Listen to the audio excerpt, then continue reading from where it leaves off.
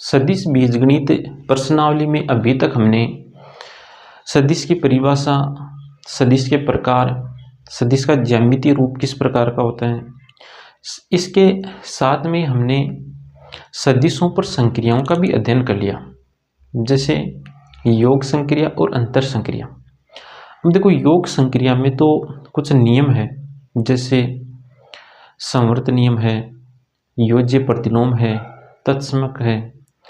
तो योज्य संक्रिया तो इन नियमों की पालना करती है, लेकिन ये जो अंतर संक्रिया है इसमें किसी प्रकार का कोई नियम नहीं होता, ये किसी भी नियम की पालना नहीं करती। तो अंतर संक्रिया में तो हमें इतना ही ध्यान रखना है कि दो सदिशों के जो अंतर होता है उस अंतर को ज्ञात किस प्रकार से किया जाता है, दो सदिशों का अंतर किस प्रकार से किया जाता है, इतना ही हमें ध्यान रखना है। तो हमने योग संक्रिया की बात कर ली, अंतर संक्रिया की बात कर ली। अब हमें एक संक्रिया और पढ़नी है और वो संक्रिया है गुणा। अब देखो, हमने गुणा में एक चीज पढ़ी थी, हमने पढ़ा कि किसी सदिश को अदिश से गुणा किस प्रकार से किया जाता है। हमने ये नहीं पढ़ा कि दो सदिशों का गुणा किस प्रकार से किया जाता है। हमने जो पढ़ा वो अलग टॉपिक है, वो टॉपिक था किसी सदिश का अदिश से गुणा। अब हम सदिशों पर संक्रियाएं पढ़ रहे हैं, तो सदिशों पर संक्रिया का मतलब दो सदिश होंगे और उन दो सदिशों का हम गुणा करेंगे। तो दो सदिशों का जो गुणा है और गुणा करने के बाद जो गुणनफल मिलता है वो दो प्रकार के गुणनफल मिलते हैं। एक गुणनफल तो मिलता है सदिश, एक गुणनफल में तो जो राशि हमें मिलती है वो सदिश राशि मिलती है, और एक गुणनफल में जो राशि मिलती है वो अदिश मिलती है। अदिश का मतलब संख्या। तो आज की इस क्लास में हम दो सदिशों के अदिश गुणनफल की चर्चा करेंगे। अब अदिश गुणनफल में हमें ध्यान क्या रखना है, अदिश गुणनफल की परिभाषा में हमें इतना ही ध्यान रखना है कि अदिश गुणनफल को लिखा किस प्रकार से जाता है और अदिश गुणनफल होता कितना है। ये दो बातें इंपॉर्टेंट हैं। उसके बाद इस परिभाषा से जो हम निष्कर्ष निकालेंगे वो निष्कर्ष बड़े इंपॉर्टेंट है, उनसे परीक्षा में कई बार प्रश्न पूछ ले जाते हैं। एक एक नंबर के ऑप्शन वाले जो प्रश्न बनते हैं वो यहाँ से बनते हैं, फिर इस परिभाषा से नहीं बनेगा। इस परिभाषा से जो निष्कर्ष निकलते हैं ना, उन निष्कर्षों से प्रश्न बनेंगे, फिर छोटे प्रश्न। तो पहले हम इसकी परिभाषा की बात करते हैं। तो इसके लिए हम दो सदिश लेते हैं। एक सदिश हमने ले लिया सदिश ए और एक सदिश लिया हमने सदिश बी। इन दोनों सदिशों के अदिश गुणा को लिखने का जो तरीका होता है वो इस प्रकार होगा, सदिश ए फिर डॉट सदिश बी। दोनों सदिशों के बीच में एक बिंदु लगाकर लिखा जाता है। इस कारण इस गुणा को बिंदु गुणनफल भी कहते हैं, बिंदु गुणनफल, बिंदु गुणा या बिंदु गुणनफल। अदिश गुणा को बिंदु गुणा या बिंदु गुणनफल भी कहते हैं। देखो, एक सदिश है ए और एक सदिश है बी। इन दोनों के अदिश गुणा को लिखा किस प्रकार से जाता है, दोनों सदिशों के बीच में बिंदु या डॉट लगा करके। अब इन दोनों सदिशों का जब हम अदिश गुणा करेंगे तो गुणा करने पर क्या मिलेगा, गुणनफल। तो इन दोनों सदिशों का जो अदिश गुणा करने पर जो गुणनफल मिलेगा वो कितना होगा, वो होता है सदिश ए का परिमाण सदिश बी का परिमाण कोस थीटा। अदिश गुणनफल होगा कितना, अदिश गुणनफल होगा सदिश ए का परिमाण सदिश बी का परिमाण कोस थीटा। ये जो थीटा है ये थीटा सदिश ए व सदिश बी के बीच का कोण है। सदिश ए और सदिश बी के मध्य कितना कोण बन रहा है वो कोण है ये थीटा। अच्छा, ये जो थीटा है इस थीटा का मान संवृत अंतराल 0, π के बीच का होना चाहिए। थीटा कौन से मान ग्रहण कर सकता है, संवृत अंतराल 0, π। इन मानों को ही ये थीटा ग्रहण करेगा, पाई से बड़े मानों को और ऋणात्मक मानों को थीटा ग्रहण नहीं करेगा। तो अदिश गुणा को लिखा इस प्रकार से जाता है और गुणा करने पर जो अदिश गुणनफल मिलता है वो कितना होता है, सदिश ए का परिमाण सदिश बी का परिमाण कोस थीटा। अब ये अदिश गुणनफल आया कैसे, तो उसकी चर्चा हम नहीं करेंगे। हम इतना ध्यान रखेंगे कि लिखा इस प्रकार से जाता है और अदिश गुणनफल इतना होता है। अभी इस अदिश गुणनफल से हम क्या क्या निष्कर्ष निकाल सकते हैं वो इम्पोर्टेंट है। तो पहले तो हम इस अदिश गुणा की परिभाषा लिखेंगे, उसके पश्चात जो निष्कर्ष यहाँ से हम निकाल सकते हैं उनकी चर्चा करते हैं। तो देखो, दो सदिशों का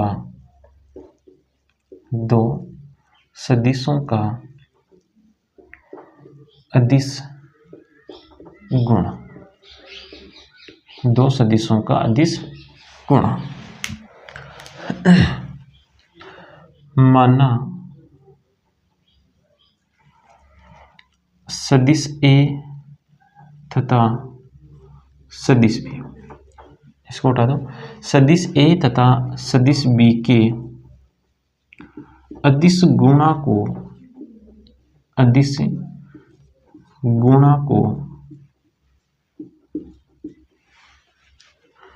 ए डॉट बी, सदिश ए डॉट बी द्वारा निरूपित या प्रदर्शित करते हैं,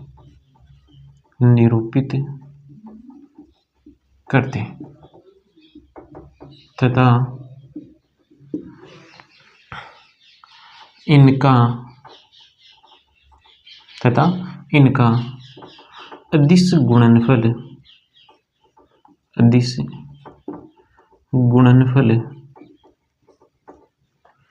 सदिश ए का परिमाण सदिश बी का परिमाण कोस थीटा के बराबर होता है। अदिश गुणनफल किसके बराबर होता है? सदिश ए का परिमाण सदिश बी का परिमाण कोस थीटा के बराबर होता है। यहाँ थीटा दोनों सदिशों के मध्य का कोण है और थीटा कौन से मान ग्रहण करेगा? संवृत अंतराल 0, पाई, इन मानों को ग्रहण करेगा। तो ये परिभाषा हमें याद रखनी है। तो यहाँ से सदिश ए डॉट सदिश बी बराबर सदिश ए का परिमाण सदिश बी का परिमाण कोस थीटा, थीटा कौन से मान ग्रहण कर रहा है? संवृत अंतराल 0, पाई के। ये कोई हमने एक सदिश लिया है ए और ये सदिश लिया है हमने बी।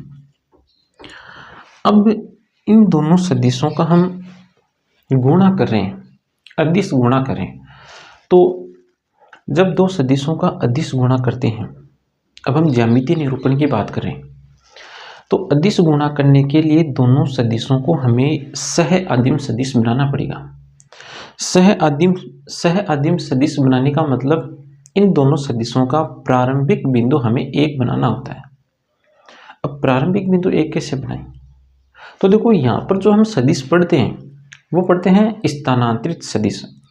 स्थानांतरित सदिश का मतलब हम इन सदिशों को उठा करके कहीं पर भी रख सकते हैं। ध्यान इस बात का रखना है कि न तो हम परिमाण में चेंज कर सकते हैं और न ही इनकी दिशा को चेंज कर सकते हैं, बाकी हम उठाकर सदिश को कहीं पर भी रख सकते हैं। तो यहाँ से हमने सदिश ए को उठाया और यहाँ पर रख दिया,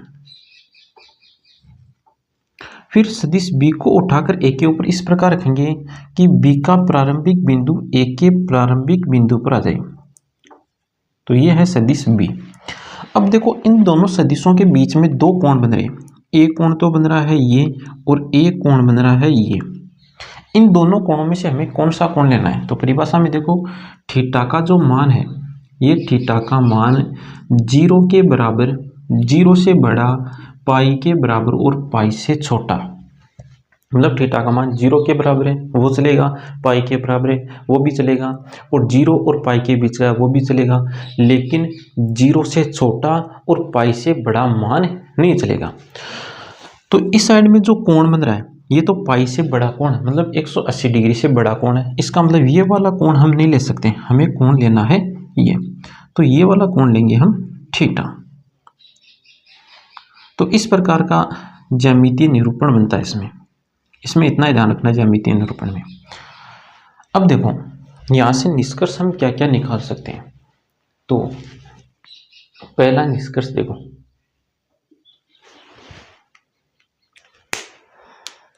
तो सदिश ए डॉट बी बराबर, देखो क्या लिखा हुआ है, सदिश ए डॉट बी बराबर लिखा हुआ है सदिश ए का परिमाण सदिश बी का परिमाण कोस थीटा। परिमाण का मतलब लंबाई, लंबाई शून्य भी हो सकती है और धनात्मक वास्तविक संख्या हो सकती है। लंबाई या तो धनात्मक वास्तविक संख्या होगी या शून्य होगी। तो ए का परिमाण बी का परिमाण, ये तो है लंबाइयाँ, और लंबाइयाँ या तो शून्य होगी या धनात्मक वास्तविक संख्या होगी। कोस थीटा, थीटा ये मान ग्रहण कर रहा है, मतलब थीटा प्रथम और द्वितीय चतुर्थांश के मानों को ग्रहण कर रहा है। प्रथम और द्वितीय चतुर्थांशों की हम बात करें तो कोस थीटा प्लस का भी होता है और माइनस का होता है। अब देखो कोस थीटा का मान यदि प्लस का मिल जाए, कोस थीटा का मान प्लस का मिल जाए तो प्लस इनसे गुणा होकर कौन सी संख्या बनाएगा, धनात्मक वास्तविक संख्या बनाएगा। और यदि कोस थीटा का मान ऋणात्मक मिल जाए तो कोस थीटा इनसे गुणा होकर के, इन परिमाणों से गुणा करके कौन सी संख्या बना लेगा, ऋणात्मक वास्तविक संख्या बना लेगा। साथ में जीरो भी चल रहा है तो जीरो अन्य संख्याओं से गुणा कर क्या बन जाएगा, जीरो बन जाएगा। तो धनात्मक संख्या भी बन रही है, ऋणात्मक संख्या भी बन रही है और शून्य भी बन रहा है। मतलब धनात्मक वास्तविक संख्या भी आ रही है, ऋणात्मक वास्तविक संख्या भी आ रही है। किसके बराबर है, ए डॉट बी के बराबर। धनात्मक वास्तविक संख्या आ जाएगी, ऋणात्मक वास्तविक संख्या भी आ जाएगी और शून्य भी आ जाएगा। इसका मतलब सभी की सभी वास्तविक संख्याएं आ गई।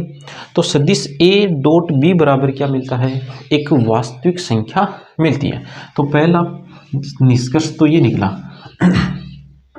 पहला निष्कर्ष क्या है कि सदिश ए डॉट बी एक वास्तविक संख्या है। इसके बराबर हमें कौन सी संख्या मिल गई, वास्तविक संख्या। इसका मतलब ए डॉट बी कौन सी संख्या है, एक वास्तविक संख्या है, वास्तविक संख्या है। उसके बाद देखो ए डॉट बी जीरो कब होगा, इसकी चर्चा करते हैं।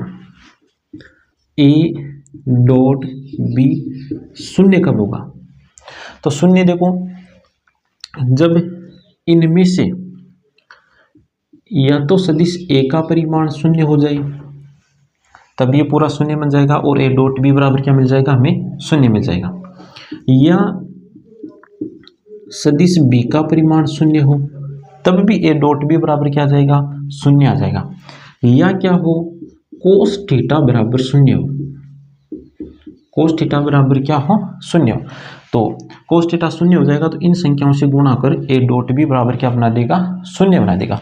तो ए डॉट बी बराबर शून्य इन तीन स्थितियों के कारण हमें मिलेगा कि या तो सदिश ए का परिमाण शून्य हो, या सदिश बी का परिमाण शून्य हो, या कोस थीटा बराबर शून्य हो।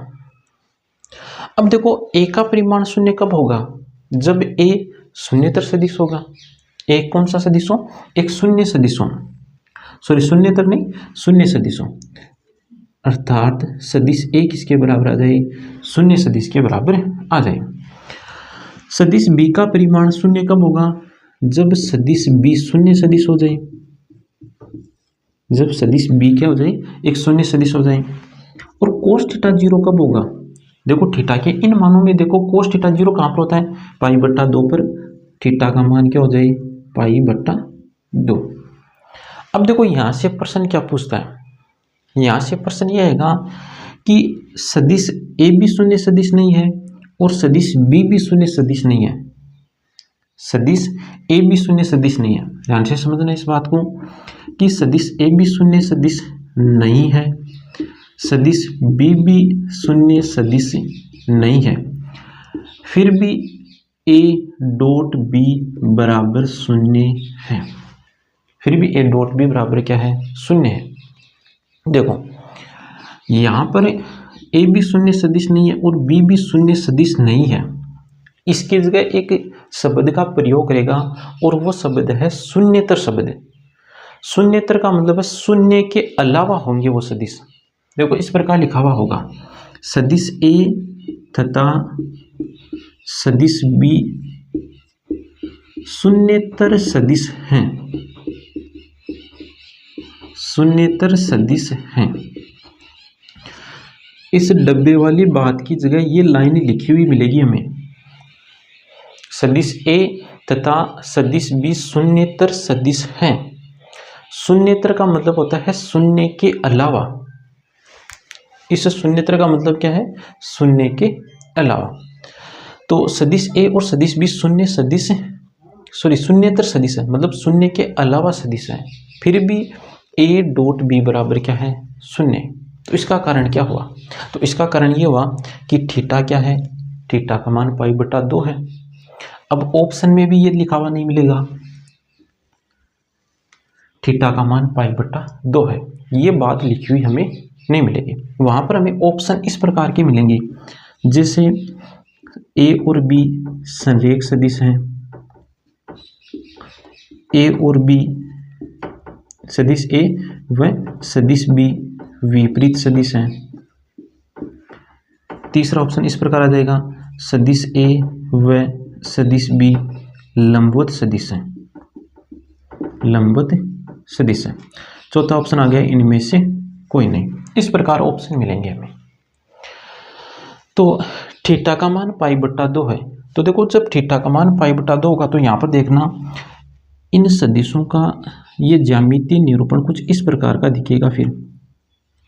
और इस स्थिति में देखो ये दोनों सदिश क्या हो गई, एक दूसरे के लंबवत हो गई, एक दूसरे के क्या हो गई, लंबवत हो गई।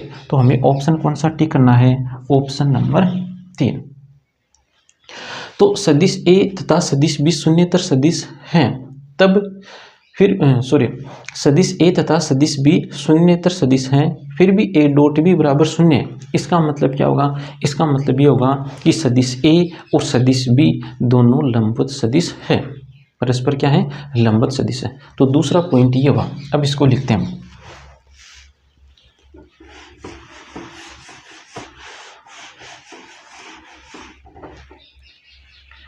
पॉइंट नंबर 2,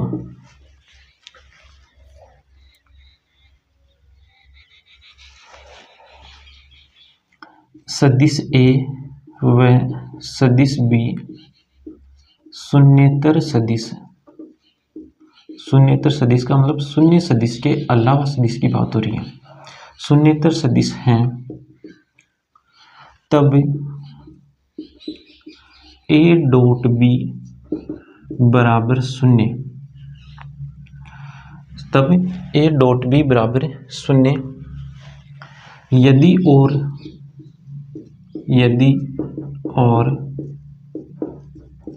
केवल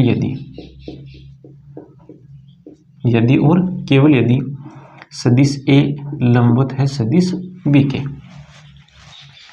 देखो सदिश ए और सदिश बी शून्येतर सदिश है, मतलब शून्य सदिश के अलावा सदिश है, तब ए डॉट बी बराबर शून्य है। तो इसका मतलब ये होगा कि सदिश ए सदिश बी के लंबवत है।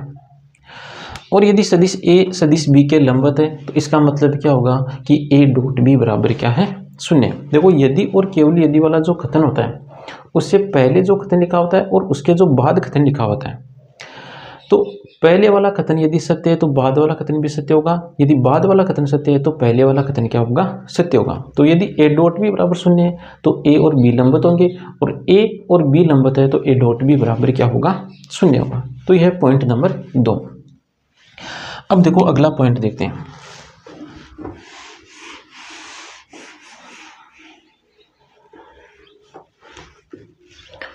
देखो थीटा का मान हम लेते हैं शून्य, थीटा का मान हमने क्या ले लिया, शून्य। देखो थीटा का मान शून्य कब होगा, ज्यामितीय निरूपण से समझ में आएगी ये बातें। देखो यह है एक सदिश ए और इसके समांतर हमने एक दूसरा सदिश लिया है और ये सदिश है बी, एक सदिश तो लिया है हमने सदिश ए और दूसरा सदिश लिया है सदिश बी। अब हम इन दोनों का गुणा करते हैं। तो गुणा करने के लिए इन दोनों सदिशों को एक दूसरे के ऊपर लेकर आएंगे। तो ये ज्यामितीय निरूपण कुछ इस प्रकार का दिखाई देगा हमें। ये तो है सदिश बी और इसी के ऊपर आ जाएगा सदिश ए। इसी के ऊपर क्या आ जाएगा? सदिश ए आ जाएगा। अब देखो दोनों सदिशों के बीच का कोण कितना है? तो दोनों सदिशों के बीच का कोण है 0। तो इस स्थिति में इन दोनों सदिशों का अदिश गुणनफल कितना होगा इसकी बात करते हैं। देखो तो सदिश ए डॉट सदिश बी बराबर क्या होता है? सदिश ए का परिमाण सदिश बी का परिमाण कोस थीटा। थीटा का मान 0 रख दो तो कोस 0 होता है 1। तो यहाँ से सदिश ए गुणा सदिश बी बराबर हमें मिल गया सदिश ए का परिमाण सदिश बी का परिमाण। जब थीटा बराबर 0 हो तब ए डॉट बी बराबर कितना होगा? ए का परिमाण गुणा बी का परिमाण। अब देखो इस स्थिति में ये जो पॉइंट नंबर 3 है इसमें एक स्थिति और बनती है, उस स्थिति की हम बात करते हैं। स्थिति फर्स्ट, ये स्थिति फर्स्ट बहुत इंपॉर्टेंट स्थिति है। देखो क्यों है? देखो ये जो सदिश ए है इस सदिश ए की कॉपी कर लो तो कॉपी करने पर हमें इस प्रकार का सदिश एक और मिल जाएगा। और एक बात और ध्यान रखिए, जब भी हम किसी सदिश की कॉपी करते हैं, किसी भी चीज़ की कॉपी करो तो वो चीज़ हमें उसके समांतर मिलती है। वो चीज़ उसके क्या मिलती है? समांतर। तो एक की हमने कॉपी की तो सदिश ए जो है वो इसके क्या है? समांतर होगा। अब देखो अब हम इनका गुणा करते हैं तो इनका गुणा करो तो गुणा करने पर देखो इनके बीच का कोण कितना बन जाएगा? 0 बन जाएगा। मतलब इसी स्थिति की बात होगी फिर। तो सदिश ए गुणा सदिश ए बराबर क्या मिल जाएगा? सदिश ए का परिमाण सदिश ए का परिमाण। अब देखो ये तो संख्या ही तो है, ए का परिमाण ए का परिमाण, ये तो संख्या ही है। जैसे 2 गुणा 2 और इसको हम क्या लिख सकते हैं? 2 का स्क्वायर। तो इसी बात का यहाँ पर हम उपयोग करेंगे। तो इसको हम क्या लिख सकते हैं? इसको लिख सकते हैं ए के परिमाण का स्क्वायर। क्यों लिखा हमने? क्योंकि ये संख्याएं हैं और संख्याओं में इस प्रकार घातांकीय नियम लगते हैं। तो सदिश ए डॉट ए बराबर क्या होता है? सदिश ए के परिमाण का स्क्वायर। ये बात भी ध्यान रखनी है। जब किसी सदिश को स्वयं से गुणा करते हैं, किसी सदिश को स्वयं से गुणा करते हैं और कौन से गुणा की बात करें? अदिश गुणा की बात करें। तो जब हम किसी सदिश का स्वयं अदिश गुणा करते हैं तो अदिश गुणनफल क्या मिलता है? उस सदिश के परिमाण का स्क्वायर। तो ये हुआ पॉइंट नंबर 3।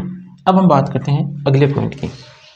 जब थीटा का मान पाई हो, अगली स्थिति में हम बात करेंगे कि जब थीटा का मान कितना हो?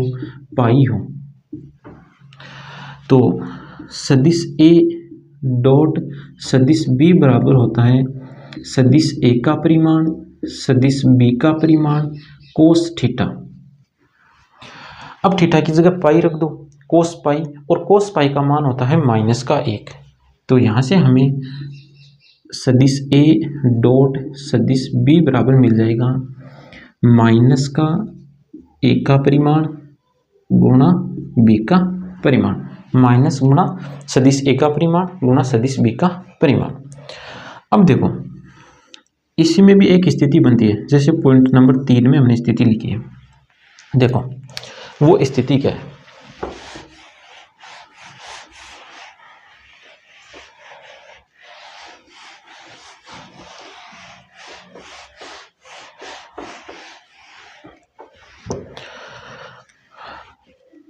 ये कोई सदिश ए है। अब इस सदिश को -1 से गुणा कर दो। इस सदिश ए को हम गुणा कर रहे हैं किससे? -1 से। तो -1 से गुणा करने पर अब ये जो सदिश आपको मिलेगा इस सदिश की देखो दिशा तो क्या होगी, दिशा होगी ए के विपरीत, और परिणाम ए के बराबर ही हो जाएगा। ए के बराबर क्यों होगा, ज्ञात कर लो। देखो -1 गुणा सदिश ए का परिमाण बराबर -1 का मापांक और सदिश ए का परिमाण। तो -1 का मतलब 1 गुणा सदिश ए का परिमाण, तो ए को तो किसी से गुणा करो कोई फर्क नहीं पड़ेगा, तो क्या मिल जाएगा, सदिश ए का परिमाण। तो -1 गुणा सदिश ए का जो परिमाण होता है वो किसके बराबर होगा, सदिश ए के परिमाण के बराबर होगा।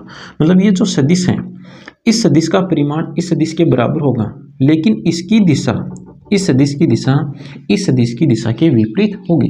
अब इसकी दिशा देखो पूर्व की ओर है, तो इसकी दिशा पश्चिम की ओर हो जाएगी। परिणाम क्या रहेगा, समान रहेगा। तो इतनी ही लंबाई का एक दूसरा सदिश बनाओ, और ये सदिश है -1 गुणा ए, और इसको हम लिख सकते हैं माइनस सदिश ए, ऐसा भी लिख सकते हैं। अब देखो सदिशों का हम गुणा करते हैं, तो गुणा करेंगे तो ये ज्यामितीय निरूपण कुछ इस प्रकार का दिखाई देगा हमें। ये तो है माइनस सदिश ए और ये है सदिश ए। इन दोनों के बीच का कोण कितना है, तो कोण आ रहा है पाई, मतलब इसी स्थिति की चर्चा हो रही है। तो ए का गुणा कर रहे हैं किसके साथ, माइनस सदिश ए के साथ, या देखो ऐसा भी बोल सकते हैं, ए का गुणा कर रहे हैं किसके साथ, ए के ऋणात्मक सदिश के साथ, ऐसा भी बोल सकते हैं। ए के ऋणात्मक सदिश को क्या लिखते हैं, -a के द्वारा तो दर्शाते हैं। तो यहाँ पर हम ए का गुणा कर रहे हैं किसके साथ, ए के ऋणात्मक सदिश के साथ। तो कोण कितना है इस स्थिति में, पाई, तो ये स्थिति बनेगी तो माइनस का चिन्ह आएगा, फिर ए का परिमाण, मतलब इस पहले सदिश का परिमाण, फिर दूसरे सदिश का परिमाण। तो पहले सदिश का परिमाण ये लो, फिर इस सदिश का परिमाण किसके बराबर है, इस सदिश का परिमाण देखो अभी हमने ज्ञात किया किसके बराबर है, ए के परिमाण के बराबर ही तो है। तो यहाँ से सदिश ए गुणा सदिश ए का ऋणात्मक सदिश बराबर कितना आ गया, माइनस सदिश ए के परिमाण का स्क्वायर। स्क्वायर क्या लगाया, देखो अभी हमने देखा था ना यहाँ पर कि ये संख्या ही है, तो इनमें घातांक नियम लग जाएगा फिर। तो किसी सदिश को हम गुणा करें उसके ऋणात्मक सदिश के साथ, तब हमें क्या मिलेगा, माइनस उस सदिश के परिमाण का स्क्वायर। तो ये है पॉइंट नंबर 4। अब हम अगले पॉइंट की तरफ चलते हैं। अगला पॉइंट देखो, पॉइंट नंबर 5। देखो सदिश ए डॉट सदिश बी बराबर होता है सदिश ए का परिमाण सदिश बी का परिमाण कोस थीटा। अब देखो सदिश बी डॉट ए बराबर क्या होगा, तो बी डॉट ए बराबर होगा सदिश बी का परिमाण सदिश ए का परिमाण कोस थीटा।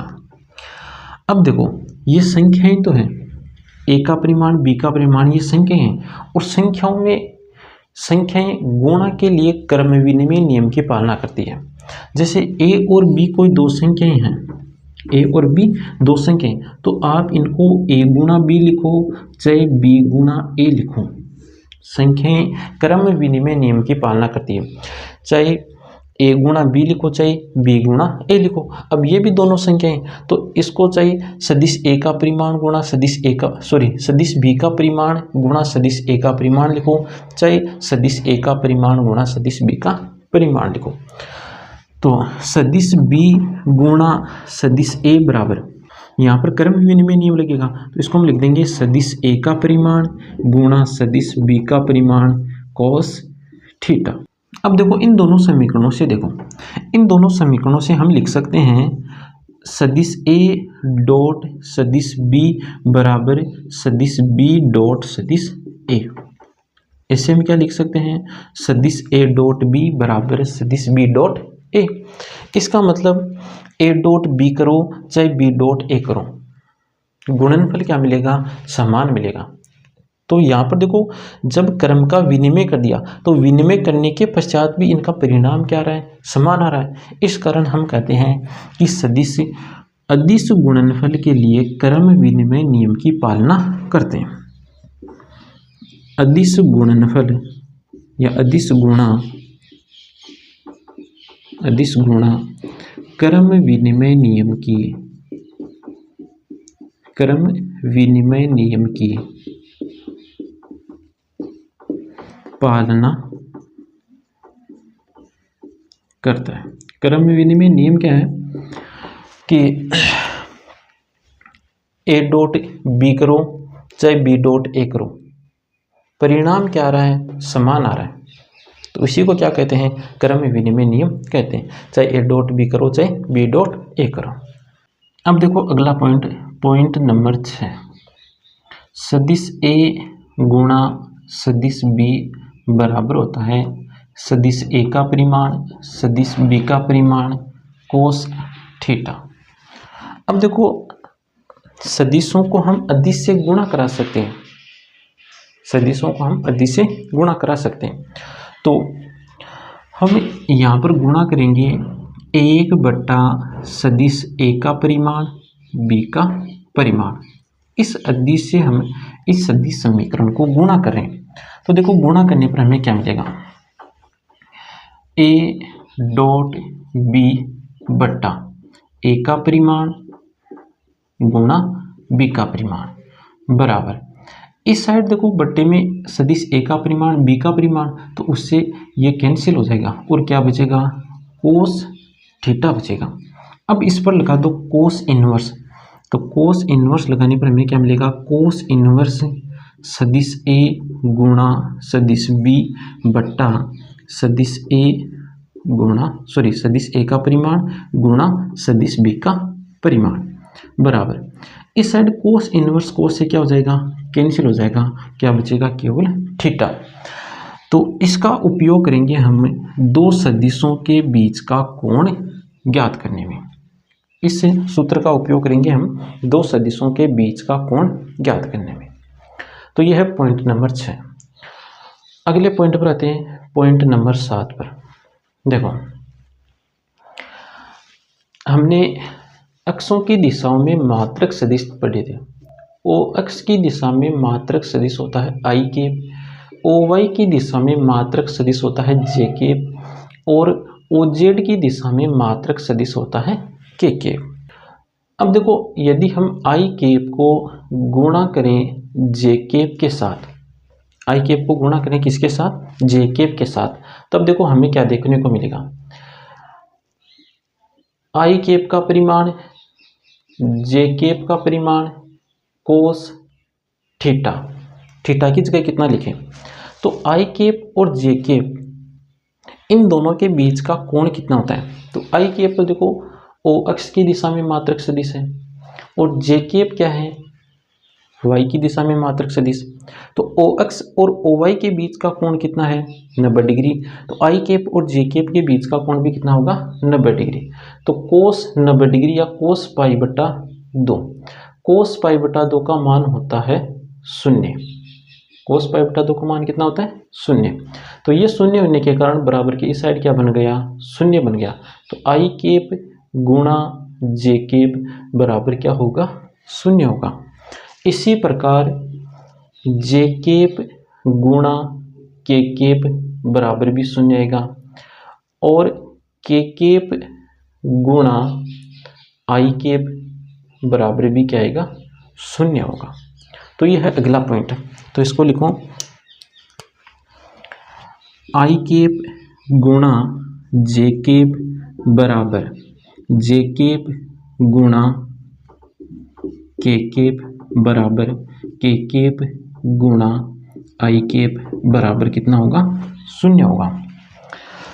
अब देखो यदि हम आई को आई से गुणा करें तब क्या देखने को मिलेगा, आई केप को गुणा करें हम आई केप के साथ, तो आएगा आई केप का परिमाण फिर आई केप का परिमाण, फिर देखो इन दोनों के बीच में कोण कितना है, तो खुद के साथ कितने डिग्री का कोण बनाएगा, 0 डिग्री का कोण बनाएगा, तो कोस 0, और कोस 0 का मान होता है 1, तो i dot i cap dot i cap बराबर i cap j cap k cap भी होते हैं मात्रक सदिश, तो आई केप का परिमाण कितना है 1 गुणा आई केप का परिमाण 1 गुणा कोस 0 का मान 1, तो 1 से गुणा होकर क्या बन जाएगा, 1 बन जाएगा।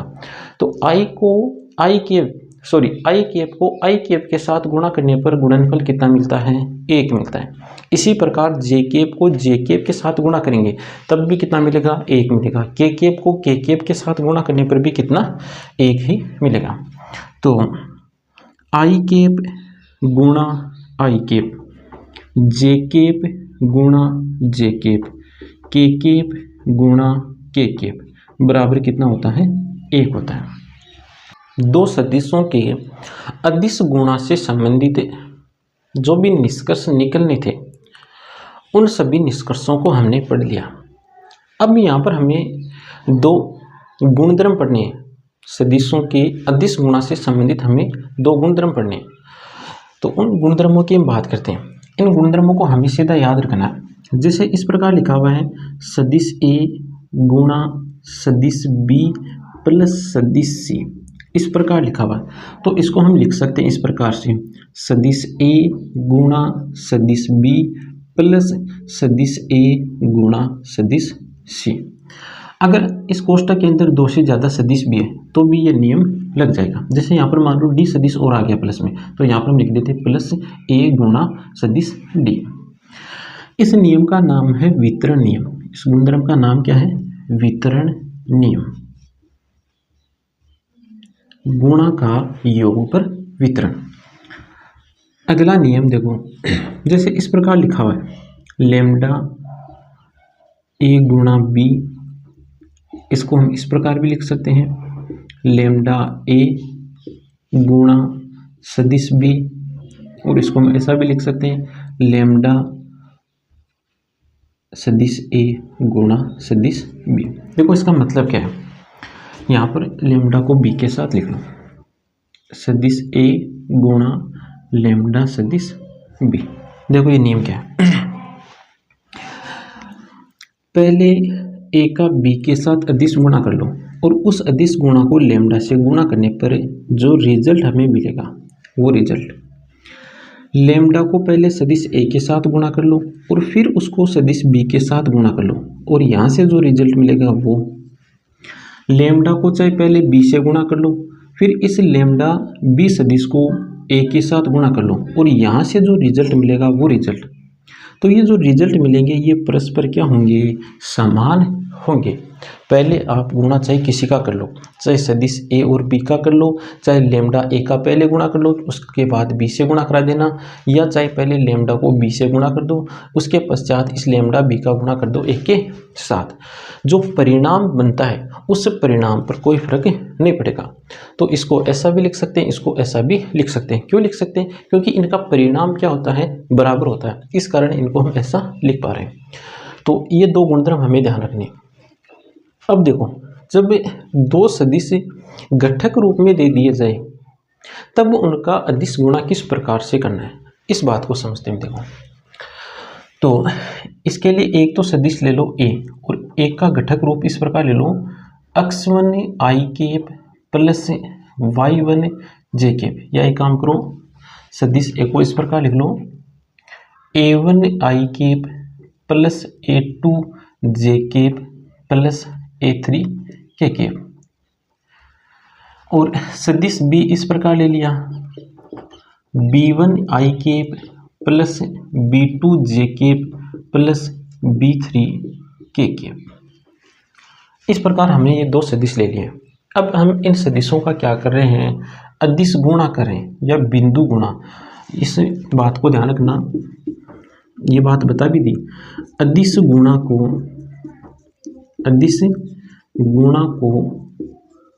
बिंदु गुणा भी कहते हैं।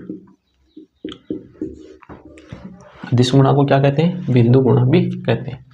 तो देखो सदिश ए डॉट बी बराबर, सदिश ए क्या है, देखो सदिश ए ये रहा, घटक रूप में लिखो इसको, तो a1 आई कैप प्लस a2 जे कैप प्लस a3 के कैप डॉट b1 आई कैप प्लस b2 जे कैप प्लस b3 के कैप।